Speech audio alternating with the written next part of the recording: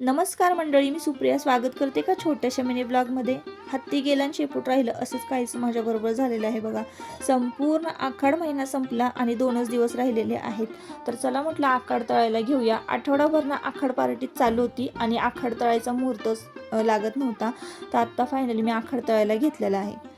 तर मंडळी, आखाड का तळतात तर काय होतं ना, आखाड महिन्यामध्ये वातावरण दमट असतं, त्यामुळे आपलं पाणी पिण्याचं प्रमाण कमी होतं. पाणी पिण्याचं प्रमाण कमी झालं की पचनाचे त्रास चालू होतात. आपली चयापचय संस्था सुधारावी आणि वंगण व्हावं ह्यासाठी तळणीचे पदार्थ आषाढ महिन्यामध्ये तळले जातात आणि खाल्ले जातात. याशिवाय आपल्या कुलदैवतेला आखाड महिन्यामध्ये मंगळवारी किंवा शुक्रवारी कुलदैवतेच्या वारी गोड पदार्थ म्हणजे पारंपरिक पदार्थ, गुळाचा पदार्थ करायचा, जसं की भोपळ्याच्या घाऱ्या, कापण्या, धपाटे, त्यानंतर गुलगुले असे पदार्थ गुळाचे करायचे आणि नैवेद्य दाखवण्याची परंपरा आहे. आणि वारकरी मंडळी जे आहेत ते वारीहून घरी आलेले असतात, तर त्यांच्या आनंदासाठी आणि त्यांच्या स्वागतासाठी सुद्धा गोड पदार्थ जो आहे तो आषाढ महिन्यामध्ये तळला जातो. चला तर मंडळी, आजचा हा मिनी ब्लॉग आवडला असेल तर नक्की फॉलो करा. परत भेटूया पुढच्या ब्लॉगमध्ये. बाय.